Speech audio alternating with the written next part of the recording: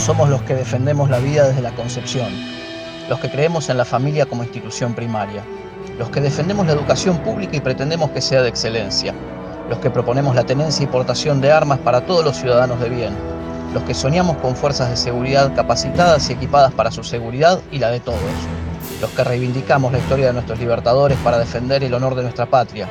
Somos Renacer, somos gente derecha.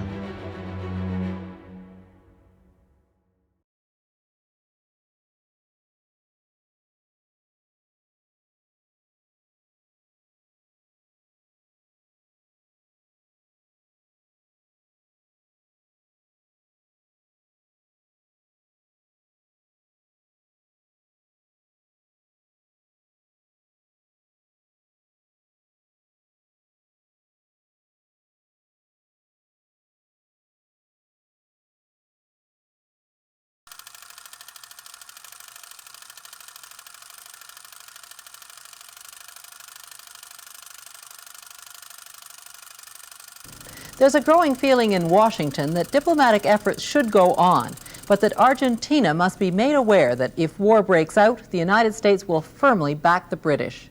Today, the U.S. Secretary of State Alexander Haig briefed the Senate Foreign Relations Committee on the status of the negotiations. Senator Joseph Biden was at that briefing. He's a Democratic senator who is sponsoring a resolution in support of Great Britain. Based on your briefings with Alexander Haig, how do you right now rate the chances of a diplomatic solution? Well, I think the Secretary of State was accurate in his assessment of it. It's very tenuous. I'd rather not comment on what was a secret briefing and what in fact the Secretary indicated were the stages of negotiations at this point, except to say that they're ongoing and the administration is hopeful. It's very pertinent what you're being told, you see, because we see the Senate trying to perhaps get more involved on the British side. Doesn't that depend on how you rate the chances of an imminent diplomatic breakthrough? Well, not really. I believe that that my resolution, which clearly calls for us to state whose side we're on, which is the British side, will in fact, I believe, aid the negotiating process, not diminish the chances of negotiation. I think the Argentinians must be disabused of the notion, assuming they harbor it, that the United States is truly neutral in this matter. And so I have no sense that my resolution calling on the United States Congress to go on record in support of the British would be anything other than helpful.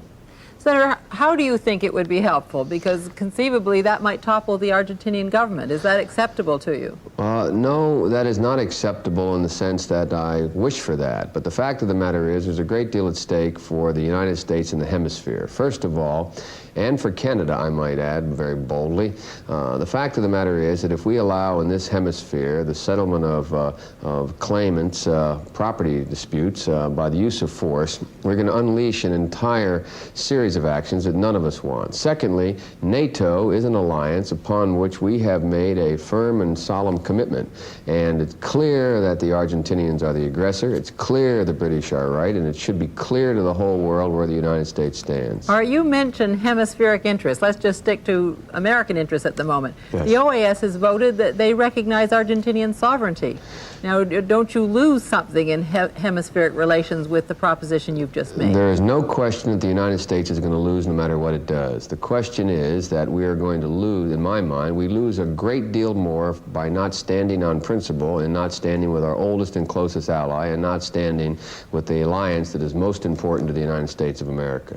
Could you tell me quickly how you rate Soviet actions lately in helping Argentina, if you're not also giving them a whole new opening in Latin America? Negligible. I believe that Soviet actions are negligible. Their capabilities are limited in the area. There is no evidence that the Soviets are, in fact, making any major moves to move anywhere into the hemisphere.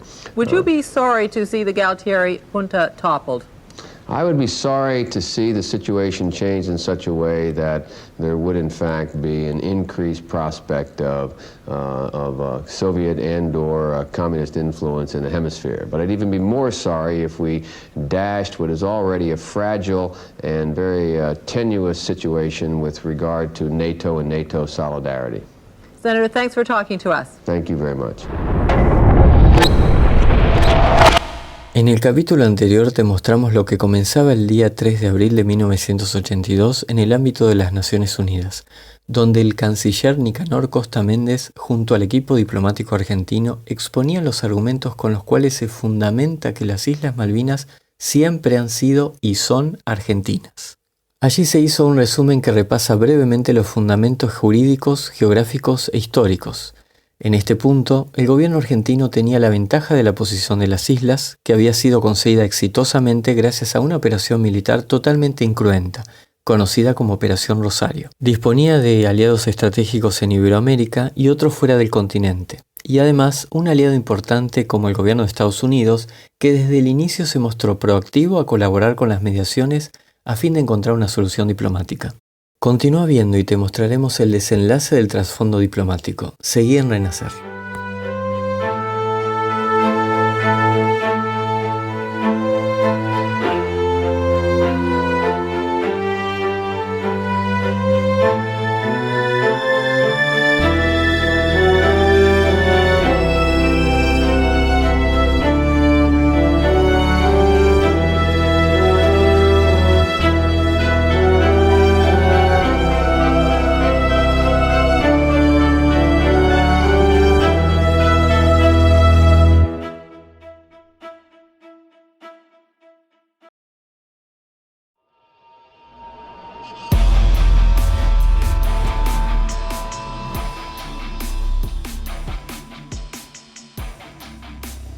Nos situamos en el día 3 de abril de 1982 en el Consejo de Seguridad de las Naciones Unidas. En ese organismo supranacional, Gran Bretaña avanza contra Argentina al conseguir la aprobación de la Resolución 502 del Consejo de Seguridad de las Naciones Unidas, resolución que parece haber sido confeccionada por el mismo gobierno británico. En esa resolución, emitida por las Naciones Unidas, se demandaba a la República Argentina el retiro inmediato de las fuerzas de ocupación. Se solicitaba a ambos gobiernos a que buscaran una solución diplomática a sus diferencias y se respetasen los objetivos y principios plasmados en la Carta de las Naciones Unidas. 10 de 30 países votaron a favor de la resolución, uno por encima del mínimo. Esto constituyó la primera derrota argentina, con algunas particularidades. Los países miembros del movimiento no alineados, que son un grupo de países que en su momento no pertenecían al bloque capitalista ni socialista y estaba formado principalmente por países considerados de tercer mundo, votaron en contra de Argentina, a excepción de Panamá.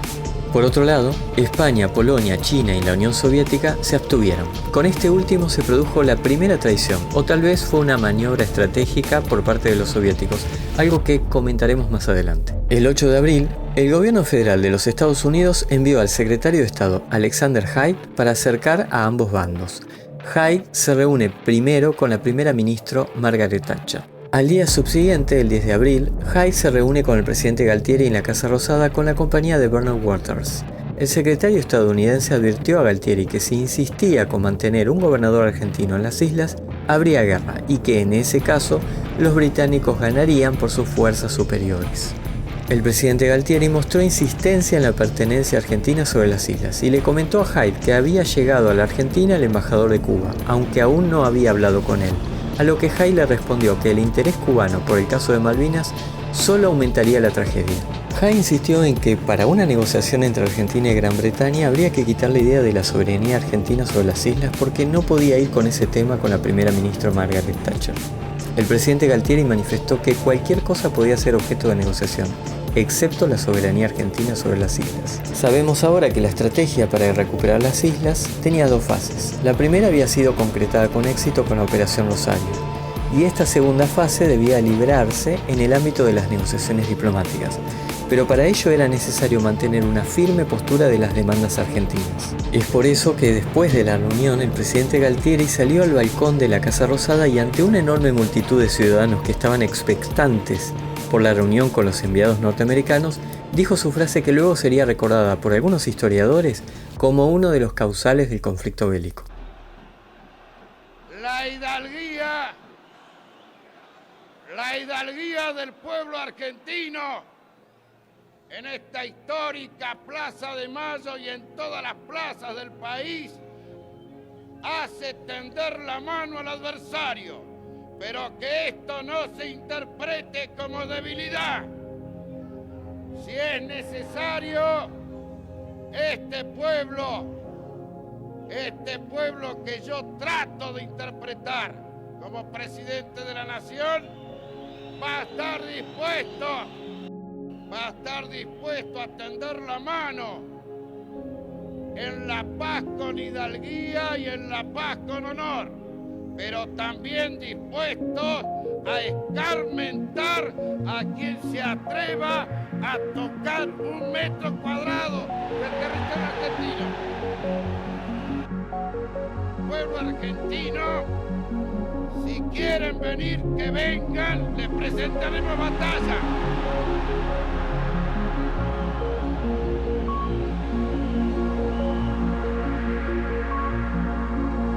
El 14 de abril, el periodista estadounidense Carl Bernstein, muy conocido en ese entonces por el público norteamericano, reveló a través de la ABC News a toda la audiencia que Estados Unidos estaba utilizando recursos satelitales y brindando información de inteligencia a la flota británica sobre los movimientos de las tropas argentinas, tanto en las islas como en el continente. El secretario de Estado de Asuntos Latinoamericanos, Thomas Enders, llamó al embajador argentino Esteban Tacax para negar la noticia. En el ámbito de las Naciones Unidas, los funcionarios argentinos solo renegaron del apoyo estadounidense a la expedición británica. Es importante tomar en cuenta que hasta ese momento el gobierno de Estados Unidos se mostraba como un país neutral, incluso mediador del conflicto, y que el gobierno argentino contaba, entre otras cosas, con esta postura por parte de Estados Unidos para llevar a cabo la fase de recuperación de las islas en el ámbito diplomático. Como ya hemos mencionado en el episodio anterior, es importante recordar que por ese entonces, la famosa Guerra Fría, que duró hasta la caída del muro de Berlín en 1991, mantenía una larga y dura tensión entre el bloque de los países de Europa del Este, todos socialistas, y el bloque europeo de Occidente junto con Estados Unidos, todos capitalistas. El poderío militar de ambas potencias, Estados Unidos y la Unión de Repúblicas Socialistas Soviéticas, junto con sus aliados, producían no solo tensión entre ambos bandos, sino que además requería de un cuidado especial durante su interacción, especialmente en el ámbito de las Naciones Unidas, ya que cualquier malentendido o conflicto diplomático entre estas potencias o entre cualquiera de los países aliados de un bando o del otro se podía convertir fácilmente en un conflicto bélico cuya escalada podría derivar en una tercera guerra mundial. Si bien Argentina no adhería a la filosofía socialista de la Unión Soviética e ideológicamente se ubicaba en el lado opuesto, en 1980 el presidente argentino Jorge Rafael Videla rehusó plegarse al embargo de cereales dispuesto por los Estados Unidos como sanción a la Unión Soviética por la invasión de Afganistán, una guerra que tuvieron estos países entre 1978 y 1992, donde Estados Unidos contribuyó clandestinamente para que Afganistán le hiciera una guerra de desgaste a la Unión Soviética. Este apoyo del entonces presidente Videla a la nación soviética no había sido olvidado. Por otro lado, el gobierno soviético se había mostrado muchas veces en contra de la filosofía colonialista y no veía con buenos ojos la usurpación británica de las Islas Malvinas, haciéndole ver al gobierno argentino que, a pesar de la diferencia ideológica, ambos encontraban en Gran Bretaña un enemigo común. Retrocedemos por unos instantes al día siguiente de la recuperación de las Islas Malvinas. Habíamos visto que el día 3 de abril, el Consejo de Seguridad de las Naciones Unidas había aprobado la resolución 502 y esta había sido aprobada por 15 de los 30 países que participaron, y que también hubo algunas abstenciones. Momentos antes de la votación, la delegación argentina le había pedido al delegado soviético que vetara la resolución 502. Esto sin duda se inclinaría la balanza a favor de Argentina. El delegado ruso respondió que el veto podía ser dispuesto por sus más altas autoridades, aunque al momento de emitir el voto solo se abstuvieron. Sin embargo, durante los días posteriores, el gobierno soviético mostró apoyo al gobierno argentino y deslizó la idea de un apoyo incondicional para resolver la situación, si esta situación pasaba a otro nivel. Volviendo a mediados de abril, el día siguiente del escándalo en la opinión pública americana, cuando el periodista de la ABC News expone que el gobierno norteamericano estaba ayudando con inteligencia y tecnología satelital a Gran Bretaña a la vez que decían ser neutrales, los presidentes Reagan y Galtieri tienen una segunda conversación telefónica. En la conversación, el presidente Galtieri manifestó al presidente Reagan su preocupación por el avance de la flota británica hacia el Atlántico Sur e insinuó la posible intervención de un país del bloque del Este. El presidente estadounidense le prometió neutralidad en tanto las negociaciones continuaran. El 28 de abril, el órgano consultivo del Tratado Interamericano de Asistencia Recíproca fue invocado para que tomara una decisión. Este tratado, creado en Brasil el 2 de septiembre de 1947, conocido también como Tratado de Río, es un acuerdo netamente defensivo cuya área geográfica de acción del tratado comprende al continente americano y hasta 300 millas marinas de la costa, incluyendo la región de Alaska y Groenlandia. Según el artículo 3.1, en caso de un ataque armado por cualquier estado contra un país americano, será considerado como un ataque contra todos los países americanos y en consecuencia cada una de las partes contratantes se comprometerán a ayudar a hacer frente al ataque en ejercicio del derecho inmanente de legítima defensa individual o colectiva que reconoce el artículo 51 de la Carta de las Naciones Unidas. El 30 de abril, Estados Unidos clarificó su posición. El enviado Alexander Hyde anunció que las negociaciones no habían logrado una solución, al tiempo que el gobierno argentino había rechazado la última propuesta estadounidense. A pesar que el ministro argentino de Relaciones Exteriores, Nicanor Costa Méndez, declaró que Argentina nunca había rechazado la propuesta estadounidense, sino que solo la había objetado. El secretario de Estado estadounidense también informó medidas económicas punitivas a Argentina y que su país satisfaría los requerimientos de armamento de Reino Unido. En este punto, el secretario de Estado Alexander Hyde aseguró que Estados Unidos no participaría de forma directa del conflicto. El presidente Ronald Reagan, por su parte, tachó a Argentina como país agresor. Mientras tanto, durante la deliberación en el ámbito del Tratado Interamericano de Asistencia Recíproca, se aprobó por 17 votos y 4 abstenciones una resolución de 9 puntos que urgía a Gran Bretaña a cesar las hostilidades y a Argentina a procurar no empeorar la situación. Esta resolución ponía a Gran Bretaña en una posición difícil, ya que en caso de persistir con sus hostilidades contra Argentina e insistencia en recolonizar las islas, se vería enfrentada con todos los países americanos. Sin embargo, la clasificación del presidente Ronald Reagan al considerar a Argentina como un país agresor frenó la aplicación de la resolución del Tratado Interamericano de Asistencia Recíproca. Estados Unidos, estando claramente en conflicto por faltar a su acuerdo con las naciones americanas, argumentó que debía colaborar con Gran Bretaña en el marco de la Organización del Tratado de Atlántico Norte, OTAN, o también conocida como Alianza Atlántica, tratado que alcanza a Estados Unidos, Canadá y países del bloque occidental, incluida Gran Bretaña, donde mantienen una alianza militar. En este punto, el gobierno argentino, que esperaba resolver definitivamente el asunto de Malvinas en el ámbito diplomático, se encontró con un país que había sido aliado hasta ese entonces y que al comienzo del conflicto de Malvinas se mostró abierto y colaborador para resolver el conflicto entre Argentina y Gran Bretaña de forma pacífica, simulando una postura neutral, pero que en cuestión de semanas pasó a colaborar secretamente con información de inteligencia militar con Gran Bretaña y, cuando fue descubierto, cambió su postura etiquetando a Argentina de país agresor, blanqueando así su apoyo no solo de inteligencia, sino también logístico y armamentístico a Gran Bretaña. Por el otro lado, el gobierno argentino tenía a la Unión Soviética, potencia mundial del bando opuesto a Estados Unidos y Gran Bretaña, que no ayudó a Argentina en el ámbito diplomático, pero sí insinuaba una total colaboración en el marco de un enfrentamiento militar. En el medio, varias decenas de naciones que miraban hacia otro lado a la hora de cumplir con sus tratados internacionales y compromisos de defender a Argentina como país americano al ser agredido por Gran Bretaña cuando este país amenaza con emplear la fuerza para recolonizar las Islas Malvinas. En este contexto de tanta tensión, el 2 de mayo de 1982, el presidente de Perú, Fernando Belaúnde Terry, realizó una propuesta de paz para solucionar el conflicto.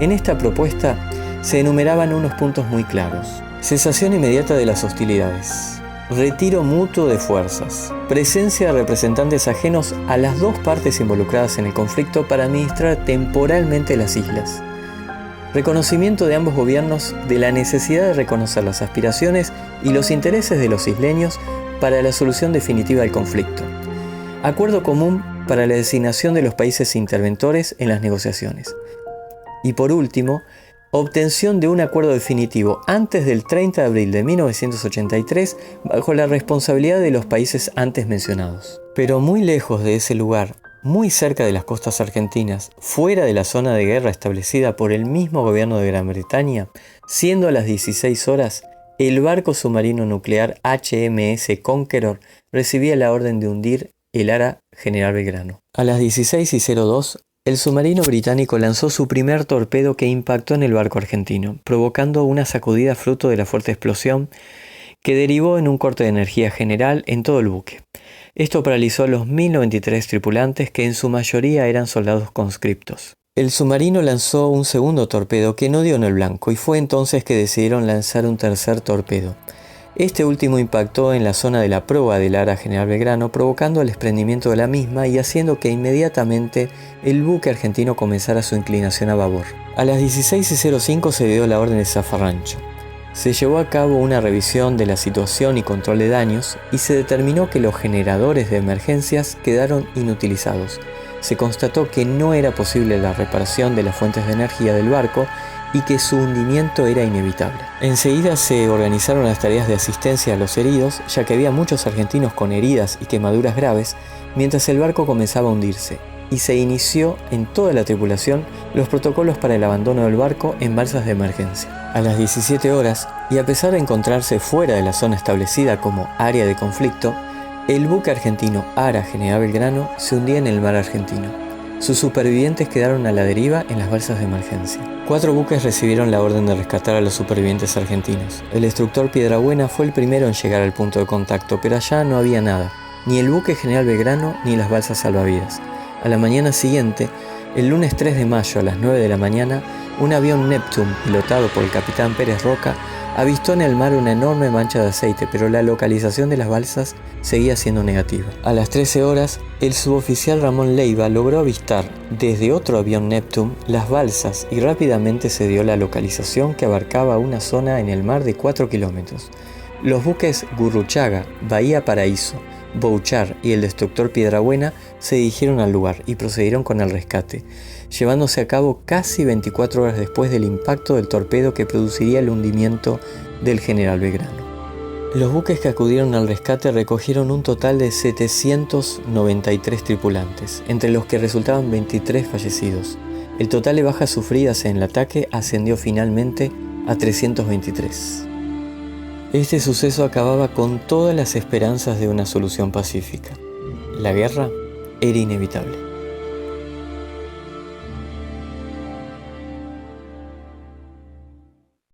Mrs. Diana Gould in our Bristol studio. Mrs. Gould, your question, please.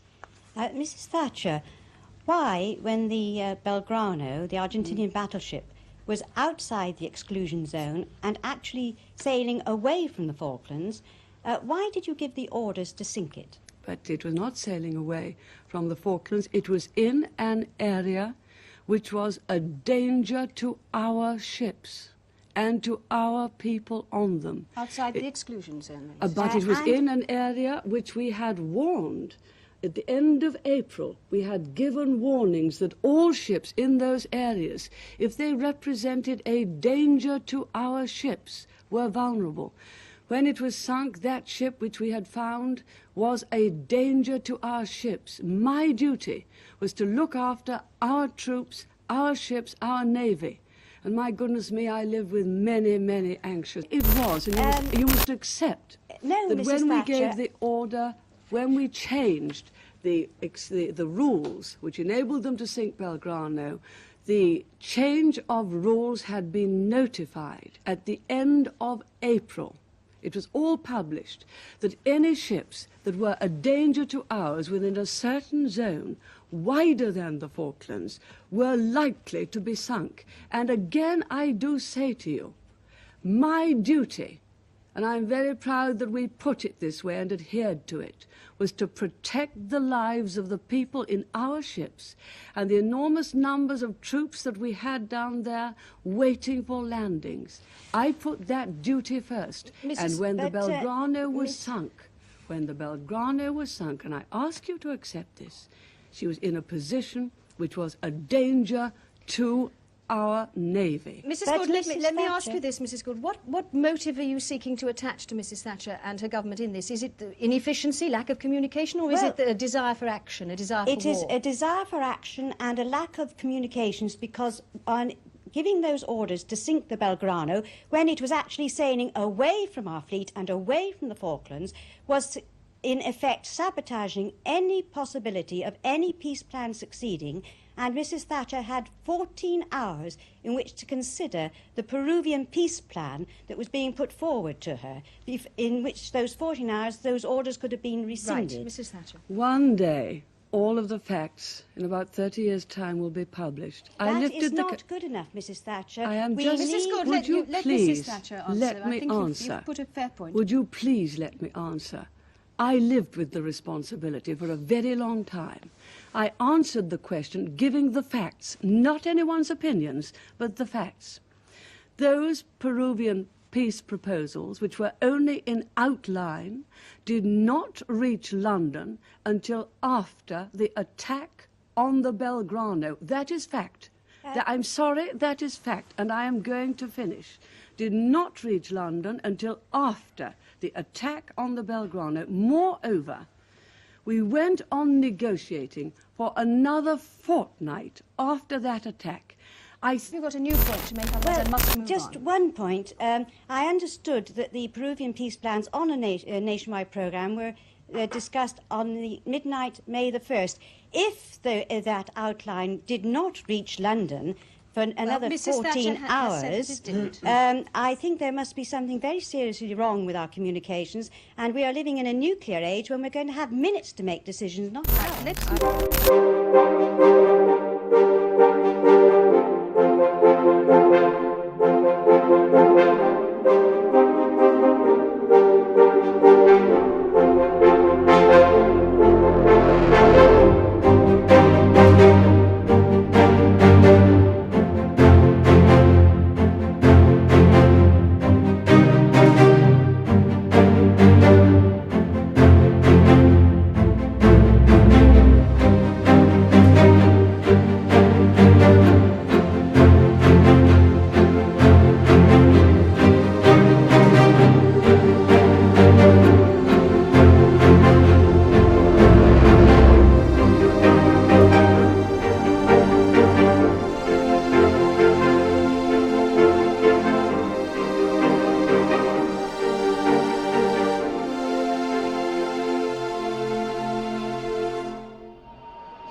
No te pierdas el siguiente capítulo donde conocerás la reacción argentina y la valentía de nuestros héroes.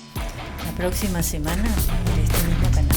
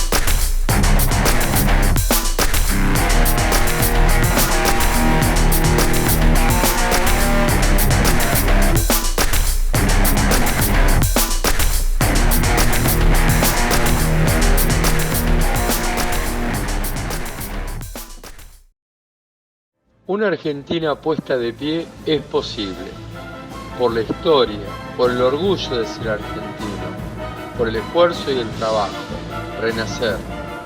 Seguinos en redes sociales y a través de nuestra página web. Te esperamos.